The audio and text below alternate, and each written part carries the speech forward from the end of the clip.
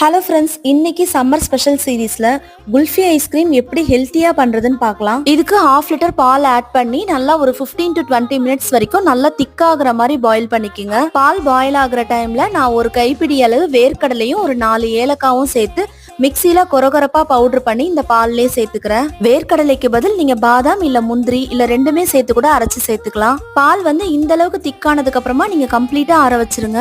ஆறுனதுக்கு அப்புறமா ஒரு மிக்சி ஜார்ல ஆட் பண்ணிக்கோங்க. இதுல நான் 80 கிராம் அளவு பிரவுன் சுகர் சேர்த்துக்கிறேன். மிக்சியில ஒரே ஒரு பல்ஸ் மோடு போட்டு எடுத்துட்டு அதுக்கப்புறமா ஒரு 4 கிளாஸ்ல இது டிவைட் பண்ணி ஊத்தி வச்சிருங்க. உங்ககிட்ட அலுமினியம் ஃபாயில் இருந்தா யூஸ் பண்ணிக்கோங்க. அப்படி இல்லைன்னா இந்த மாதிரி ஒரு பட்டர் ஷீட் யூஸ் பண்ணி கவர் பண்ணிக்கோங்க. இதுக்கு நடுவுல கத்தியை வச்சு லைட்டா கட் பண்ணிட்டு உங்ககிட்ட ஐஸ்கிரீம் ஸ்டிக் இருந்ததுன்னா யூஸ் பண்ணிக்கோங்க. இல்லைன்னா சின்ன ஸ்பூன் இருந்துச்சுனாலும் யூஸ் பண்ணிக்கோங்க. அவ்வளவுதான் ஃப்ரெண்ட்ஸ். இது வந்து நீங்க ஒரு 12 hours வரைக்கும் ஃப்ரீஸ் பண்ணி எடுத்தீங்கன்னா டேஸ்டியான ஹெல்த்தியான குல்ஃபி உங்களுக்கு ரெடி ஆயிடும். இந்த கிளாஸை வந்து லைட்டா தண்ணியில வச்சு எடுத்தீங்கன்னா சூப்பரா உங்களுக்கு குல்ஃபி ஐஸ் ரெடி.